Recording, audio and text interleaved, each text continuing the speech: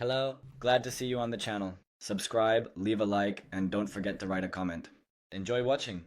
Christmas Eve always felt like a performance, like the family was trying out for some invisible audience that lived in their heads and handed out ribbons for the best display of success and smiles. The air in the house was thick with sugar and baked ham and unspoken tension, that same flavor of forced joy that always coated the walls this time of year. I hadn't been home in almost 2 years, and even then, my last visit had ended with a quiet slam of the door and my father muttering something about me being too sensitive. The lights were the same. The garland wrapped the stair banister the same way it always did, like a memory on repeat. My mother met me at the door, arms open, her perfume a little too heavy, smile a little too forced, like she didn't quite know what to say. I hugged her anyway.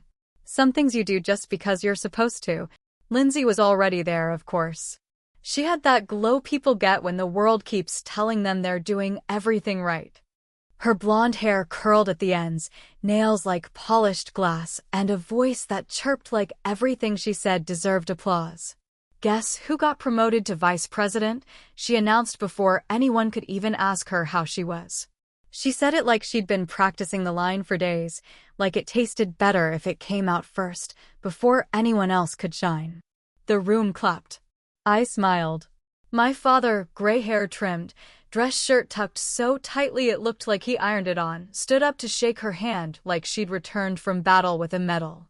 "Well, Lindsay," he said with pride practically dripping from his lips, "you're really making us proud.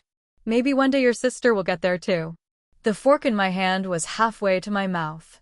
I paused. Everyone else did, too, but just for a second. Then they looked away, like they didn't hear what they just heard, or worse, like they agreed with it. I felt something rise up in me. Not anger. Not sadness.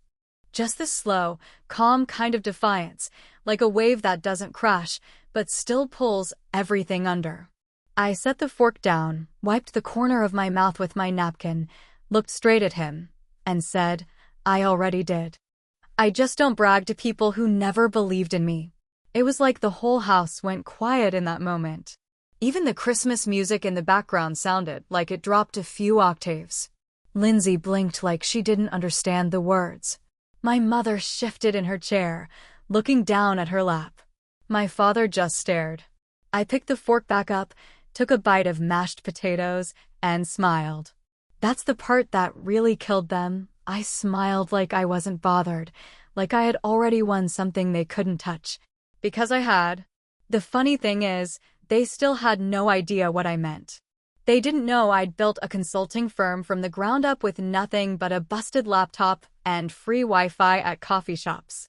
They didn't know I'd been invited to speak on stages they'd never heard of but were watched by thousands. They didn't know I owned property, or that I had investments, or that I was the anonymous donor who paid for Lindsay's campaign event last year when her boss couldn't secure the venue. They didn't know because they never asked. For years, I watched them praise her for things I'd done first. For years, I listened to them talk about Lindsay's potential, while ignoring the fact that I was out there making it happen, just not in ways they could easily brag about on Facebook.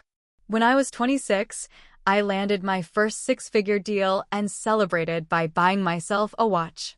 I mailed my mother a photo of it, and she replied, "Pretty. Did Lindsay get one too?"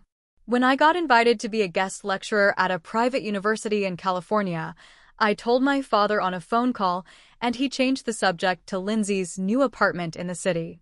You stop trying after a while. You just go quiet. So tonight, I didn't come to explain. I came to eat the damn dinner and keep my peace. But he poked the bear, and I'd grown tired of pretending I was still the same girl who sat at this table 10 years ago, being told I was too emotional or too ambitious, or just not quite enough. He raised a glass, trying to salvage the mood. "To family," he said. I raised mine back. "To honesty," I said. Lindsay shifted uncomfortably. She looked at me like I had ruined her night, like I was the storm that blew in on her parade. I didn't care. Let her sit in that silence for a while. Let them all. It's amazing what people assume about you when you don't correct them. but it's even better when they realize they've been clapping for the wrong person all along. And trust me, that realization was only just beginning.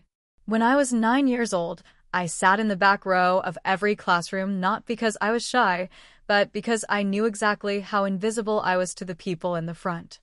Teachers didn't call on me unless they had to, and even then, their eyes would flick over to Lindsay when she entered a room, like I had somehow just been a warm-up act before the real show began. She was everything my parents could wrap in about: blonde curls, perfect teeth, a talent for performing just enough brilliance to get noticed without ever stepping out of bounds.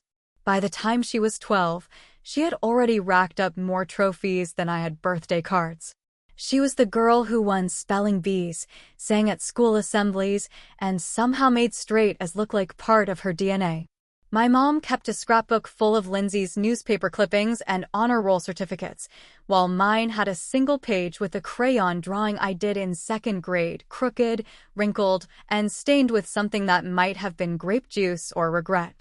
I remember once bringing home a science fair project I built myself from cardboard and duct tape, something about planets and magnets that barely held together, but took me 2 weekends to finish. My dad looked at it, nodded slowly, and said, "Not everyone can be special, and that's okay." I remember nodding too, pretending it didn't sting, but the truth is, I carried that sentence like a damn tattoo under my skin for years. It was the first time I realized I would never be Lindsay. The older we got, the louder her success got, and the quieter I became. She won prom queen. I got detention for skipping gym to read in the library. She graduated valedictorian. I graduated with a headache and a plan to get as far away from my family's smile-for-the-camera version of life as possible. I left home at 22 with one suitcase, a dying laptop, and a $300 check that barely cleared. I moved into a studio apartment the size of a generous closet and slept on an air mattress for almost a year. I ate dollar ramen, wore thrift store blazers to interviews, and Googled things like, what is a deductible, and how to eat protein without money. But here's the thing about being underestimated for 2 decades. It teaches you how to work in silence. It teaches you how to win without clapping for yourself. I started doing small consulting gigs for companies that didn't care what school I went to or whether my resume was printed on fancy paper. I helped a local bookstore triple its online orders. Then I helped a failing gym restructure their business model. Then I found myself in rooms I once thought were reserved for people like Lindsay. I taught myself everything: marketing, digital strategy, web design, taxes. There were nights I slept 2 hours and mornings I cried into cheap coffee because I was exhausted, broke, and absolutely sure that I was screwing everything up. I started with $0, and in just 5 years, I'd made over $1,000,000. Wait, $1,000,000? That's not even a thing. You get it. But seriously, I hit 6 figures by the time I was 29. I didn't buy a Tesla or post about it online. I bought a second-hand office chair and a desk from Craigslist and cried for a week straight because I realized no one would ever clap for me except me, and that was enough. Still, despite everything I'd built, I never picked up the phone to tell my parents. Not even when I landed my first speaking gig in Las Vegas, or when my company was featured in a business blog that got more readers than my hometown paper. I remember sitting at a rooftop bar after a client meeting, sipping a cocktail that cost more than my groceries for the week in college, and thinking, this is the moment Dad would be proud of if he knew. But he never asked, and I never offered. Lindsay sent me a photo around that time. She had just bought a house. My parents flew out to help her paint. My mom captioned the photo, "Look at our girl, building her future." I didn't reply, because somewhere along the way, I realized that my absence didn't matter. They had built their narrative without me, and changing it would require them to admit they were wrong about me. And they weren't about to do that. So I just kept building. Quietly. When I finally bought my first property, an office building, not a house, I didn't tell anyone. I signed the paperwork, went home, ordered Chinese food, and danced around my apartment with soy sauce on my cheek. There was no applause, no champagne toast, just me and a rented rug, and the kind of pride that doesn't need to be seen to be real. The more I succeeded, the more I disappeared from their story. My name came up less and less in family conversations. At some point, they started talking about me like I was still figuring it out, like I was out there living in some half-baked dream while Lindsay conquered the real world. But even then, I never went home to tell them. Why should I? They'd already decided who I was. Let them live in that version a little longer. There's something about walking back into your childhood home that messes with your sense of scale, like everything feels both smaller and heavier at the same time. The hallway walls were still painted in that pale beige color my mom had always called almond, even though it reminded me more of diluted regret. The framed photos lined up like awards in a museum, Lindsay at her high school graduation, Lindsay cutting a ribbon at her sorority event, Lindsay shaking hands with someone important I never bothered to identify. At the end of the hallway, where the light from the living room stopped reaching, hung the crown jewel of our family shrine, Lindsay's college diploma, framed in gold, double-matted, and centered like a damn altar. I paused there longer than I should have. Not because I was jealous anymore, I'd burned through that phase years ago, but because I was still quietly amazed at how deliberately I'd been excluded. No diploma of mine, no photo of my own graduation day, even though I had walked across that stage, too, wearing the same polyester robe and strained smile. No evidence that I'd ever done anything worth remembering. I stepped into the kitchen to get a glass of water, needing something to ground myself before I exploded into some sarcastic monologue. That's when I saw him, my father, Richard, leaning against the counter with his arms crossed, the same way he did when he was preparing for some unrequested fatherly advice or post-dinner interrogation. His eyes scanned me like I was still 15 and about to confess to stealing a beer from the garage fridge. "Why are you being like this?" he asked, not angry, not confused, just annoyed in that tired, patronizing way he always got when I disrupted the family script. I turned to face him fully, not blinking, not softening my voice.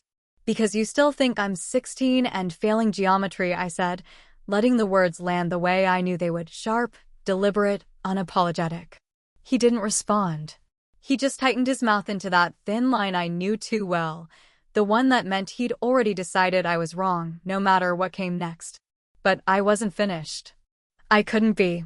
I thought about the day I bought my first commercial property, a rundown office building in a gentrifying part of the city that I'd flipped and leased within 6 months. I remember signing the deed and sitting in my car afterward, crying not because I was overwhelmed, but because I realized no one would ever know. I didn't tell my family. I didn't post about it.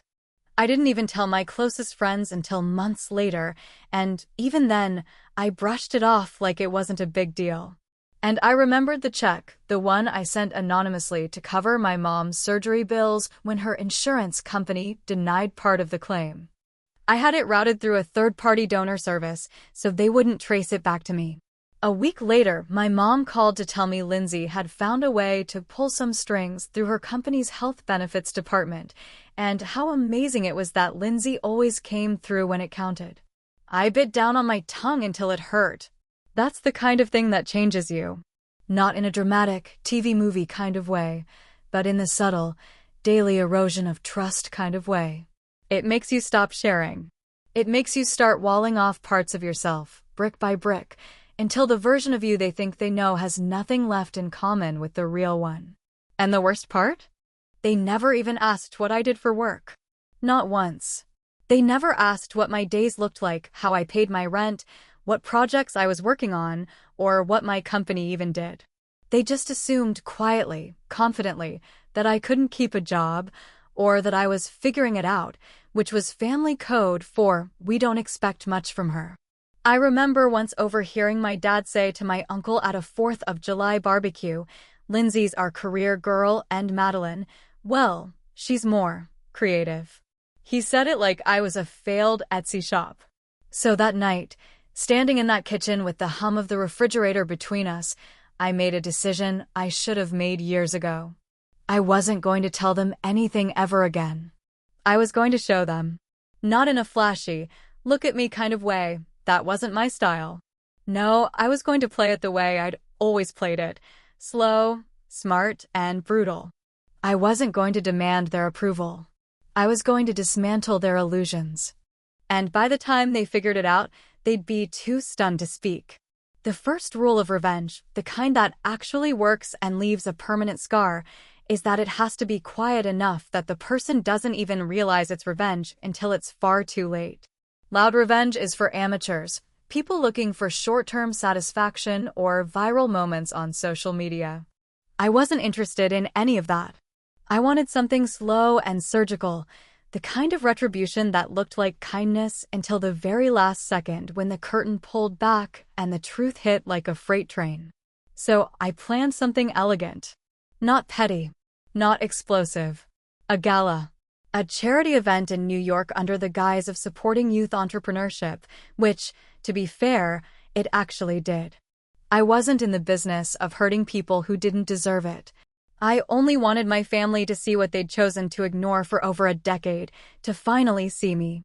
I worked behind the scenes for weeks with my team, pulling in speakers, securing the venue, writing the donor letters, and curating the guest list like a chessboard. I even had a dress custom made, nothing too flashy, but undeniably expensive, with pearls stitched into the neckline like quiet punctuation marks on a statement I was about to deliver without ever raising my voice. The guest list included business leaders, media figures, venture capitalists, and, very intentionally, the CEO of the marketing firm where Lindsay had just been promoted to vice president.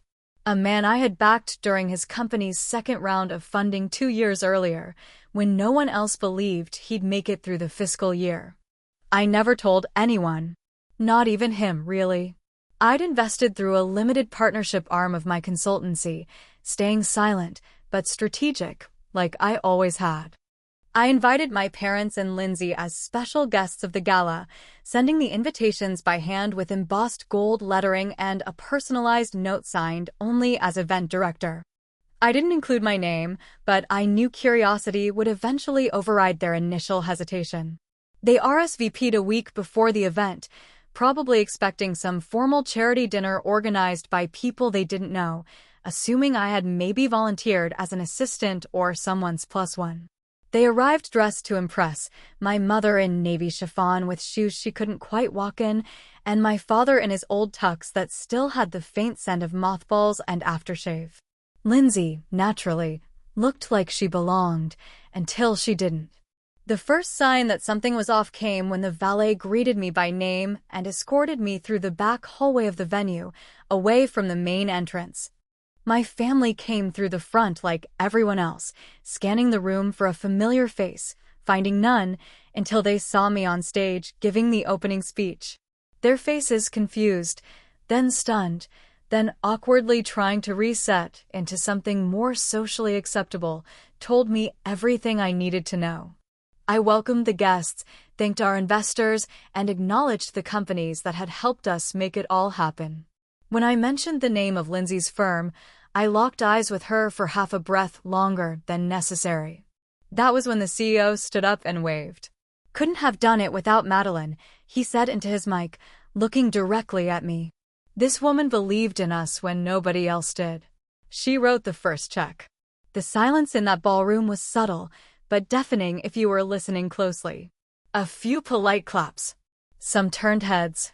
My father's eyes, wide with disbelief.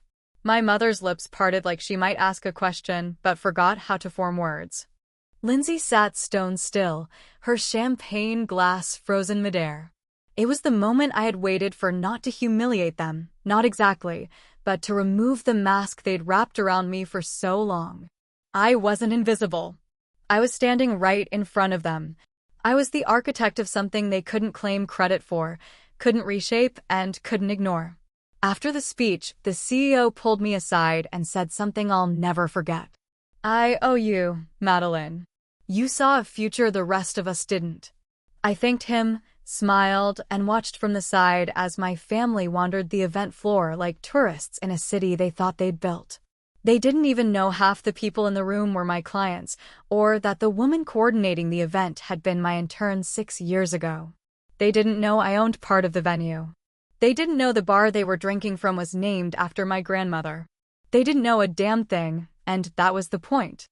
Later that night, as the gala wrapped up and the last few guests filtered out into the New York air, my father approached me slowly, like someone approaching a stranger who just happened to look like someone they used to know. His voice was low, almost respectful, like he didn't quite trust it. I didn't realize he started, but didn't finish. I looked him square in the eye and said, "Still think I'll get there someday?" He didn't answer.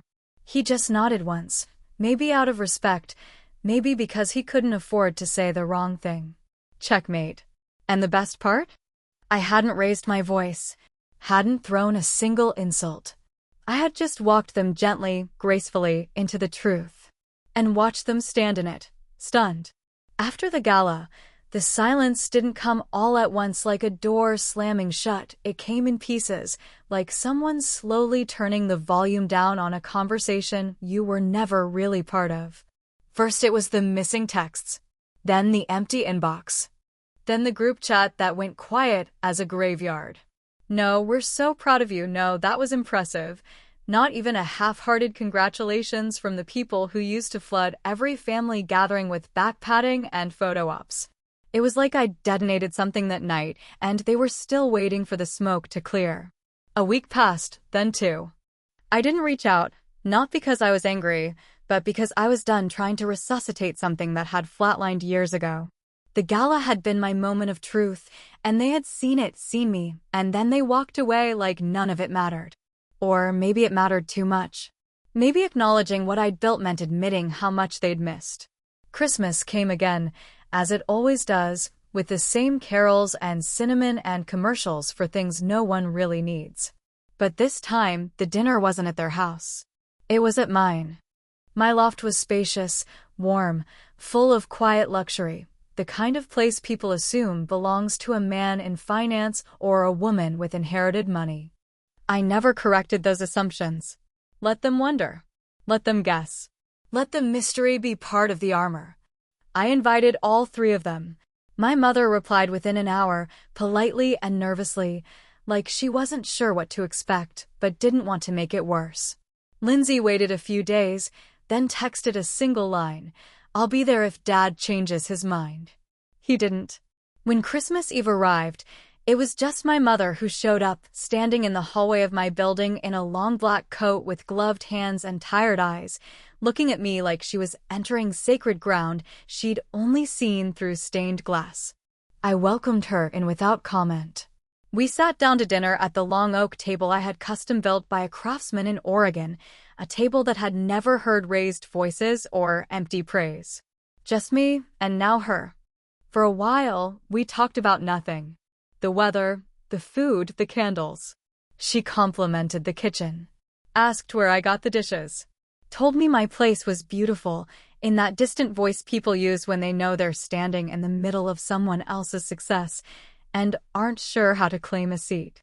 Then, when the plates were half empty and the wine was nearly gone, she finally said it. Not loudly, not dramatically, just a whisper that floated over the table like a final confession. "We just didn't know," she said, eyes fixed on the tablecloth. "We thought you needed saving." I didn't answer right away. I let the weight of it settle into the room, let her hear the echo of her own words. Then I leaned back, folded my hands, and said what I'd carried for years like a stone in my chest. "I did. But you weren't the ones who saved me." She didn't cry. She didn't apologize. She just nodded once, like maybe, just maybe, she understood that not all failures are loud.